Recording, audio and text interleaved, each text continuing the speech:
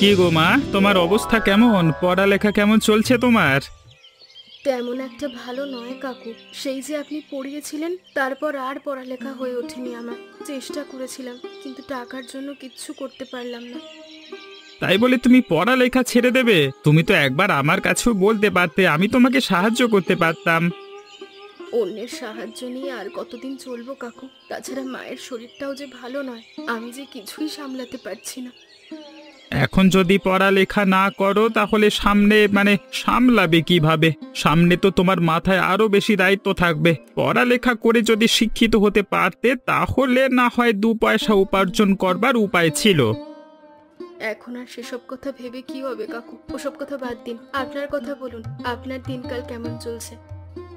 আমার আর দিনকাল কেমন চলবে? শরীরটা মাঝে মধ্যে একটু খারাপ হয়।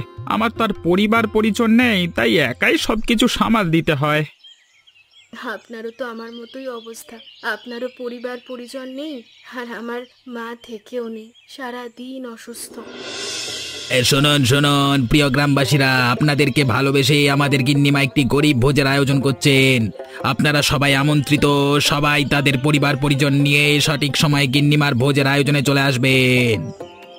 এ গিন্নিমা ভোজের আয়োজন করেছে, কি জানি এবার কি হয়। গিন্নিমা ভোজ করে মানুষ খাওয়াবে তেমন মানুষ তো তিনি নন। কি গো গিন্নি, শুনলে ওদিকে গিন্নিমা ভোজের আয়োজন করছে, যাবে নাকি গো? অন্য সময় হলে হয়তো যেতাম না, কিন্তু এখন তো যেতেই হবে। দুদিন ধরে ঘরে কিছু নেই, শুধুমাত্র জল মুড়ি খেয়ে দিন কাটাচ্ছি। এখন যদি একটু ভোজে গিয়ে ভালো মন্দ খাবার খাওয়া যায়, তাহলে তো যেতেই হয়। মাঝে মধ্যে আমার এত দুঃখ হয় গিন্নি, তোমাকে বিয়ে করে এনে কোনো সুখ দিতে পারলাম না। আমার থেকে অন্য জায়গায় যদি তোমার বিয়ে হতো তাহলে হয়তো তোমার ভালো দিন কাটতো। সেখানে যদি আমার সুখ না থাকতো, এখানে তো আমি ভালোই আছি। তুমি চিন্তা করো না, ভালোভাবে কাজ করো। ভালোভাবে আর কিভাবে কাজ করব গিন্নি? যদি ফসল ফলাই সেটাও গিন্নিমা নিয়ে যায়। আর যাও জমি জমা আছে, তাও এখন যাবার পথে।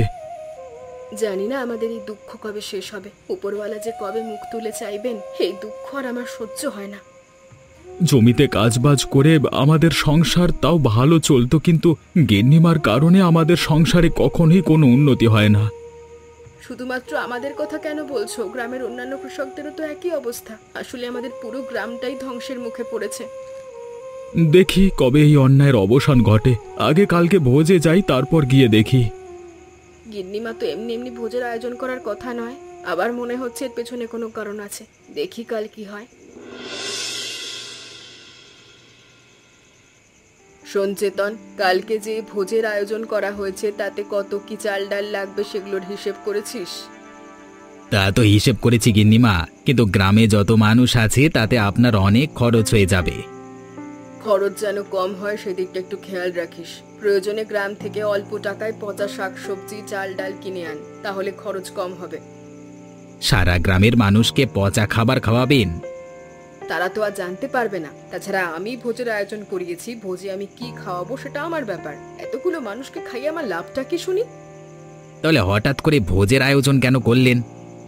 কেন আবার? ওই যে শহুরে ব্যবসায়ী চন্দ্রকান্ত বাবু আমাদের গ্রামে এসেছেন, তাকে তো দেখাতে হবে আমি কত ভালো মানুষ, কত সেবা করি। তাকে পটিয়ে এই গ্রামে আমি কলকারখানা স্থাপন করব। ও আচ্ছা, তাহলে এই ব্যাপার, তাই তো? একদমই তাই। না হলে এই গ্রামের মানুষদের খাওয়াতে আমার কোনো লাভ আছে নাকি? তাই তো অল্প টাকায় সারতে চাইছি। কোনো মতে ভোজের আয়োজনটা করতে পারলেই হলো। তাহলে ভোজে চন্দ্রকান্ত বাবুকে নেমন্তন্ন করবেন না? নিমন্ত্রণ আমি অনেক আগেই করে ফেলেছি। আশা করছি সমস্ত ভোজের আয়োজন তিনি ঘুরে ঘুরে দেখবেন। তাহলে আর কি, আপনি যে ভোজের আয়োজন করেছেন তাতে খুশি হয়ে চন্দ্রকান্ত বাবু আপনাকে একটা কারখানা নয়, বরং আরো বেশি কারখানা এখানে স্থাপন করে দিতে পারে। হ্যাঁ, সেটাই তো আমার লাভ। তাছাড়া এই ভোজে যত খরচ হবে আমার, এই ভোজের পরে গ্রামের সবার থেকে আমি তুলবো। ঠিক আছে, তাই হবে। আমি বরং ওদিকটা ঠিকঠাক করে নিই। পাশের গ্রাম থেকে সমস্ত চাল ডাল আনবার ব্যবস্থা করি। সকাল সকাল রান্নার আয়োজন করতেই হবে। জানো তো বৌদি, আমার মনে হচ্ছে ওই গিন্নিমা যে ভোজের আয়োজন করেছেন তাতে মনে হয় না খুব একটা ভালো ভোজ হবে। কেন রে? কিন্তু দেখলাম ভালো বড় করেই ভোজের আয়োজন করেছে। তবে আমারও মনে হচ্ছে এর পেছনে কোনো কারণ আছে। কারণগুলো তো আর আমি জানি না। দেখা যাবে মরা পচা সব মাছ মাংস খাইয়ে দিচ্ছে, সেই খাবার খেয়ে গ্রামের সবাই অসুস্থ হয়ে পড়েছে। আহা, ওভাবে বলিস কেন রে? মানুষ তার এত খারাপ হয় না বল?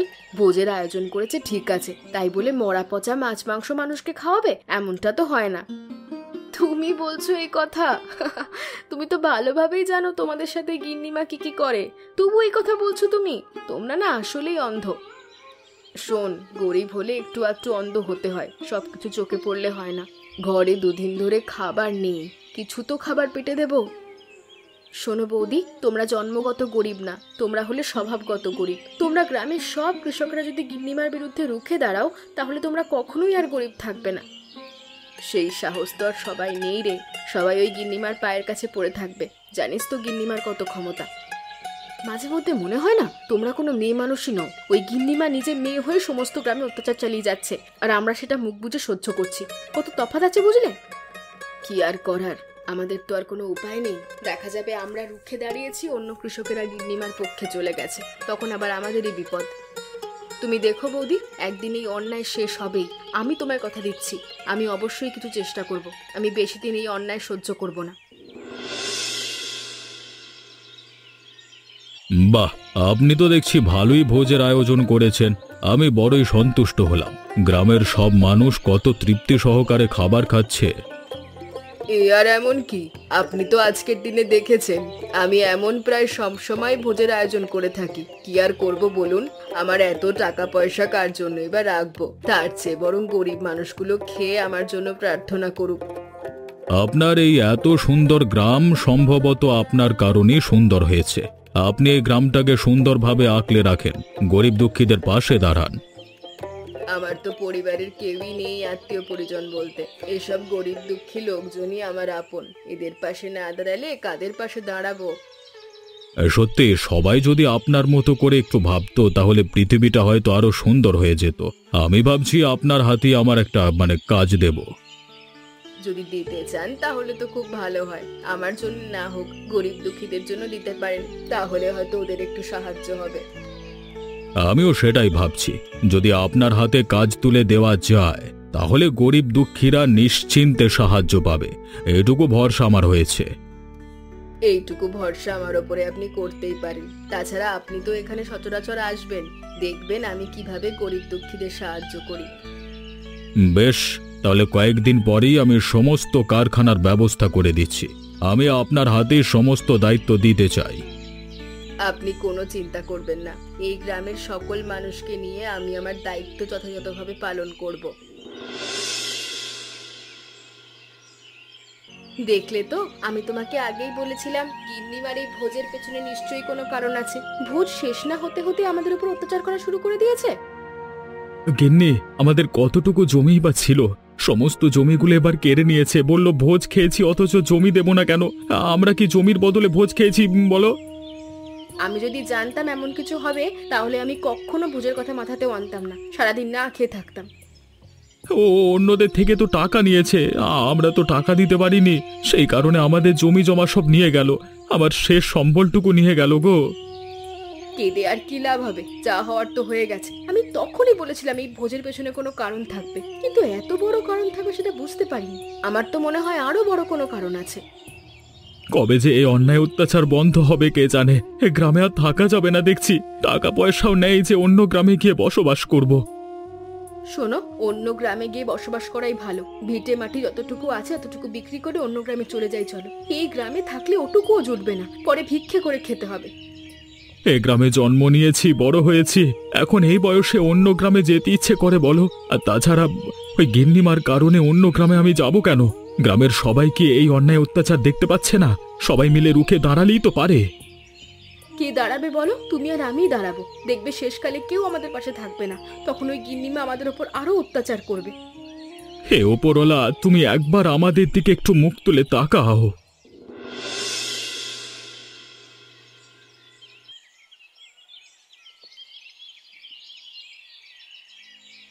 কি গো জগদীশ, তোমার কি অবস্থা? শুনলাম গিন্নিমা নাকি তোমার উপরে আবার অন্যায় অত্যাচার করেছে। এসব তো প্রতিদিনের ব্যাপার, এ আর নতুন কি?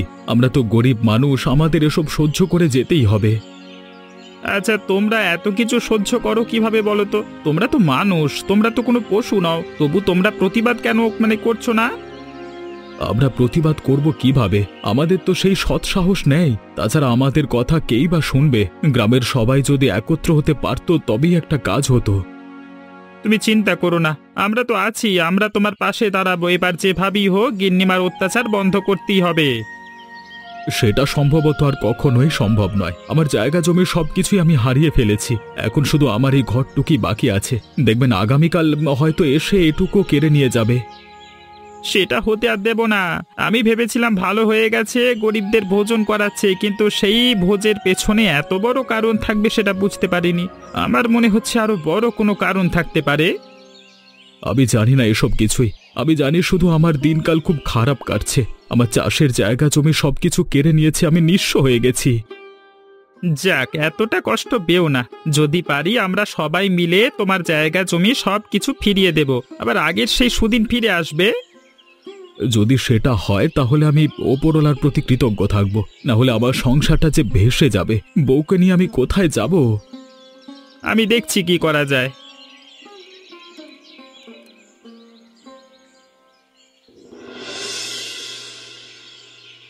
বিশ্বাস করুন বাবু, আপনি তো শহরে থাকেন, আপনি তো এসব ভালোভাবেই বোঝেন। আপনি তো বোকা নন, আপনি আমাদের কথাটা একবার বিশ্বাস করুন। দেখুন, আপনারা হয়তো সত্যি কথা বলছেন, কিন্তু আমি যা দেখেছি তার সাথে এসব কথা মিলছে না। তাছাড়া প্রত্যেকটা জিনিস অথবা কাজের জন্য কোনো প্রমাণ প্রয়োজন। আপনারা তো প্রমাণও দিতে পারছেন না। প্রমাণ দরকার আপনার? আপনি এই গ্রামের সবার কাছে গিয়ে গিন্নিমার ব্যাপারে জিজ্ঞেস করুন, তাহলেই প্রমাণ পেয়ে যাবেন। বিশ্বাস করুন বাবু, আমরা চাই এই গ্রামের মানুষ সবাই গিন্নিমার অত্যাচার থেকে যেন মুক্তি পায়। সমস্ত কৃষকেরা সহায় সম্বলহীন হয়ে পড়েছে। আমি তো বিশ্বাসই করতে পারছি না। দুদিন আগেই তো দেখলাম তিনি গরিবদের জন্য ভোজের আয়োজন করেছেন। তিনি গরিবদের উপর অন্যায় অত্যাচার কেন করবেন? আমরা তো আর জানি না এসব ভোজের পেছনে কি কারণ থাকতে পারে। হতে পারে আপনাকে দেখানোর জন্যই করেছে। ভোজ শেষ হতে না হতেই ভোজের সমস্ত টাকা পয়সা গ্রামবাসীদের কাছ থেকে জোর করে উঠিয়ে নিয়েছে। তাহলে তো বিষয়টা একবার দেখতে হচ্ছে। যদি এমন হয়ে থাকে তাহলে আমি আমার কাজের দায়িত্ব তার হাতে দেব না। আমি ভেবেছিলাম আবার কাজের দায়িত্ব তাকে দেব। এবার বুঝতে পারছি আপনাকে দেখানোর জন্য কেন ভোজের আয়োজন করেছিল। সবকিছুই ছিল আপনাকে সন্তুষ্ট করবার ইচ্ছে, যেন আপনাকে পটিয়ে এই গ্রামে কারখানা স্থাপন করতে পারে। ঠিক আছে, আপনাদের কথা যদি সত্যি হয় তাহলে আমি আপনাদেরকে কথা দিচ্ছি, এ গ্রামে আমি কোনো কারখানা স্থাপন করতে দেব না। আমার কোনো কাজের দায়িত্ব তাকে দেব না। আমরা খুব খুশি হলাম বাবু। আপনি একটু খেয়াল করে দেখবেন, একটু যাচাই বাছাই করে দেখবেন, তারপরে সত্যটা জেনে তবেই কোনো একটা সিদ্ধান্তে উপনীত হতে পারবেন।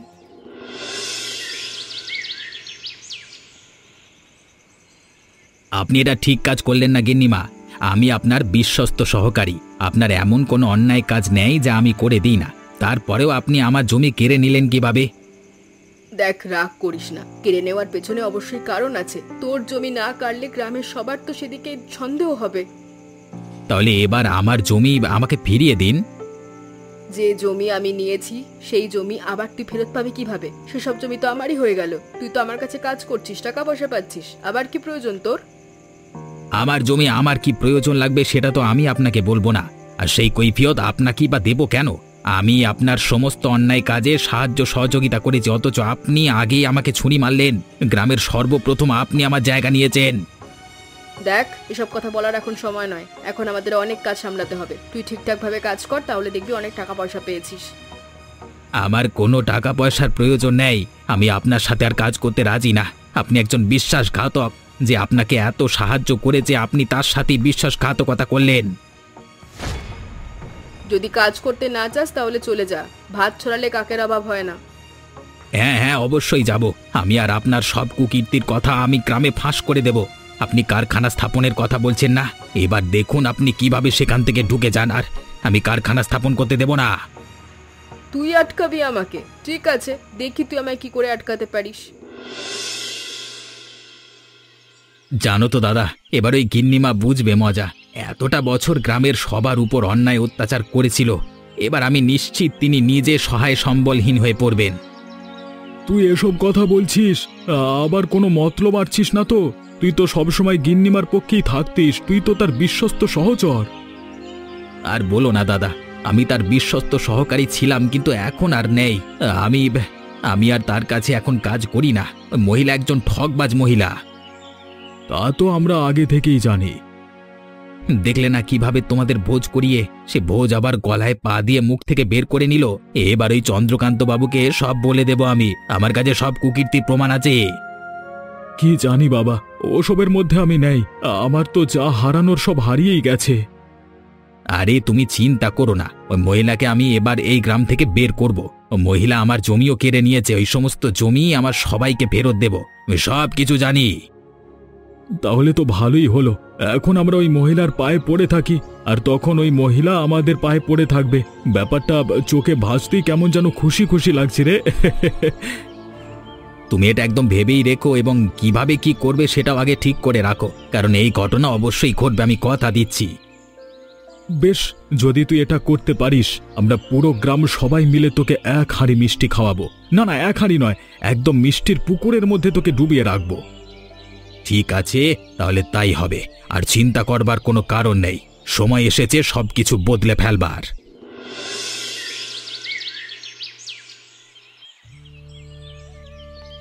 বাড়িতে কেউ কি আছেন? এই যে, তোমার নাম জগদীশ নাকি? হ্যাঁ বাবু, আমার নাম তো জগদীশ, কিন্তু আপনি কে? আমি তো সেই শহরের ব্যবসায়ী, যেই গ্রামে ব্যবসা করতে এসেছিলাম। শুনলাম তোমার বউ নাকি অসুস্থ, আমি সেই কারণেই এলাম। হ্যাঁ গো বাবু, আমার বউ অনেক অসুস্থ। কিন্তু কি হয়েছে হঠাৎ করে? জানি না, সেদিন ভোজ খাবার পরে গ্রামের অনেকেই ধীরে ধীরে অসুস্থ হতে শুরু করেছে। আমার স্ত্রীর অবস্থা অবশ্য বেশ খারাপ। তাহলে কি সেই ভোজের মধ্যে কোনো ভেজাল ছিল? থাকতেও পারে। শুনেছি অন্য গ্রাম থেকে পচা মাছ মাংস এনে ভোজ করিয়েছিল আমাদেরকে। চেতন তো সবকিছু সাক্ষী, চেতন আমাদেরকে সবকিছু বলে দিয়েছে। ছি ছি ছি ছি ছি, আমি ওই মহিলাকে এতটা ভালো ভেবেছিলাম, এতটা বিশ্বাস করেছিলাম, কিন্তু ওই মহিলা এতটা নীচ মনের সেটা আমি বুঝতে পারিনি। আপনি বিশ্বাস করতে পারবেন না বাবু, ওই মহিলা আমাদের সাথে কি কি করে। জমিদারেরা যা যা তাদের প্রজাদের সাথে করে, ওই মহিলাও ঠিক আমাদের সাথে তেমনই করে। এসব তো আমি আগে জানতে পারিনি, এখন সবকিছু জেনে গেছি। ওই মহিলার ব্যবস্থা আমি এবার করব। তোমরা সব গ্রামবাসীরা আমার সাথে থাকবে তো? আমরা তো সবাই ওই মহিলার কবল থেকে মুক্তি পেতে চাই। আপনি যদি সেই দায়িত্বটা নেন, তাহলে আমাদের জন্য অনেক ভালো হয়। আপনাকে ভরসা করে গ্রামের সবাই আপনার পাশে দাঁড়াবে। ঠিক আছে, তাই হবে। তার আগে চলো তোমার স্ত্রীর চিকিৎসা করিয়ে আনি। বাবু, একটা কথা, কিছু মনে করবেন না। এই গ্রামের অনেকেই অসুস্থ। আমার স্ত্রীর পাশাপাশি যদি আপনি গ্রামের অন্যদেরও চিকিৎসার ব্যবস্থা করে দিতেন, তাহলে বেশ ভালো হতো। তোমরা আর সাধারণ মানুষেরা সম্মানিত মানুষদের থেকে খুব ভালো। ঠিক আছে, তাই হবে। আমি তোমার স্ত্রীর পাশাপাশি অন্যান্য যারা অসুস্থ সবার চিকিৎসার ব্যবস্থা করে দেব। আরে চন্দ্রকান্ত বাবু যে, আসুন আসুন, আমি তো আপনার জন্যই অপেক্ষা করছিলাম। আপনি এত দেরি করলেন কেন? কি আর করব বলুন, আমার তো আর কাজ কম নয়। আমার এদিক ওদিক ঘুরে ঘুরে সবকিছু জোগাড় যন্ত্র করতেই তো এত দেরি হয়ে গেল। তা বেশ করেছেন। এবার বলুন, কবে কারখানা এখানে স্থাপন করতে পারবো, এবং কয়টি কারখানা আপনি এই গ্রামে দিতে চাইছেন? আমি এই গ্রামে কোনো কারখানা নয়, একটা স্কুল প্রতিষ্ঠা করতে যাচ্ছি, যার দ্বারা গ্রামের মানুষদের অনেক সেবা হবে। এটা কি বলছেন আপনি? আপনি তো বলেছিলেন কারখানা স্থাপনের কথা। আর তাছাড়া এই গ্রামে স্কুল নিয়ে কি হবে? কেন, কারখানা না দিয়ে স্কুল দিলে বোধহয় আপনার ব্যবসা লোকসান হবে, তাই না? ব্যবসা? কিসব বলছেন আপনি? আমি ঠিক কথাই বলছি। আপনি কি ভেবেছেন আমার কাছে কোনো খবর নেই? আমার কাছে সব কিছুর খবরই আছে। কোন সব কিছুর খবর আছে আপনার কাছে? আপনি আসলে কি বলতে চাইছেন? আপনার কাগজপত্রগুলো একটু নিয়ে আসুন, তারপর আমি দেখাচ্ছি। আপনি যে জমিতে কারখানা স্থাপন করতে চাইছেন সেই সব কিছু জমি আপনার নয়। গ্রামবাসীদের কাছ থেকে আপনি অন্যায়ভাবে জমিগুলো কেড়ে নিয়েছেন। আপনি কিন্তু এবার বাড়াবাড়ি করছেন। আমি কিন্তু আপনাকে যথেষ্ট সম্মান দিয়ে কথা বলছি। ভাববেন না সবকিছু আমি এইভাবে মেনে নেব। আপনার মতো মহিলার কাছ থেকে আমি কোনো সম্মান আশা করি না। আমি মনে করি আপনি আমাকে সম্মান করলে সম্মানের দামও কমে যাবে। আপনি কার কাছ থেকে কি শুনেছেন কে জানে? উল্টো পাল্টা ফালতু কথা শুনে আপনি আমার সাথে তর্ক করছেন। এতে আপনার কত লোকসান হবে আপনার জানা নেই। লোকসান হলে হোক, তাই বলে মানুষের ক্ষতি তো আর করতে পারি না, তাই না? আপনি তো আবার মানুষের ক্ষতির দিকে মুখ তুলেও তাকান না। তাহলে কি এবার আপনি আমাকে কারখানা দেবেন না? একদম নয়, আর আপনার ব্যবস্থা গ্রামবাসীরা শীঘ্রই করবে, আপনি তৈরি থাকুন।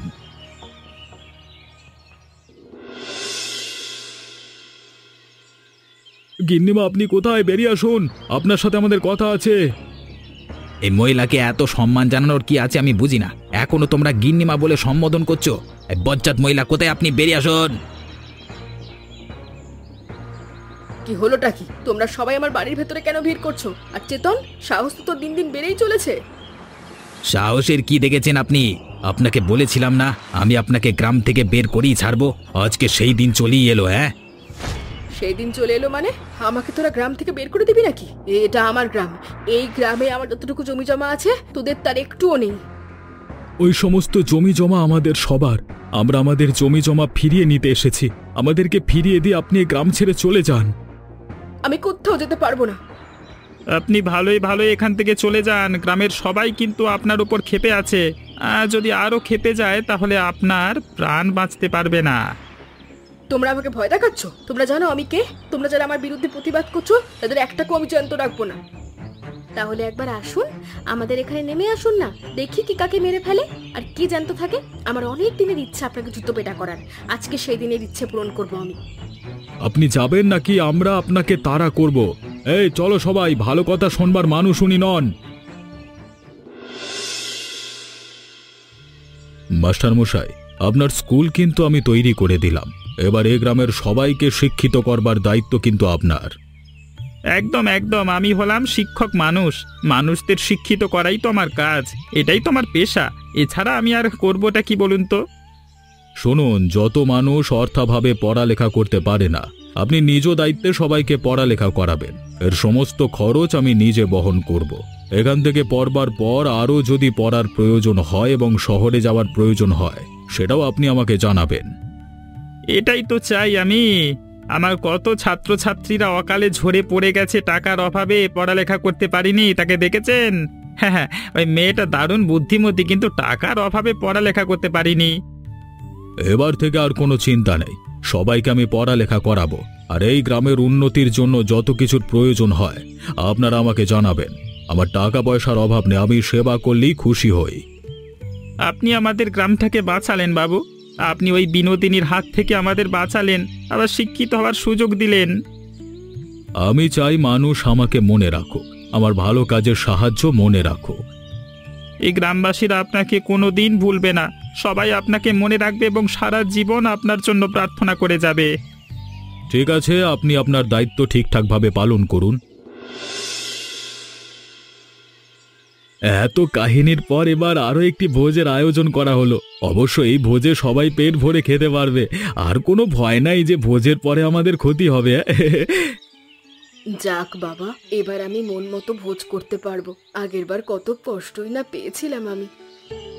হ্যাঁ, এবার আর কষ্ট করতে হবে না তোমাদেরকে, আমি তো কথা দিয়েছিলাম এই গ্রাম আবার আগের অবস্থায় ফিরে আসবে।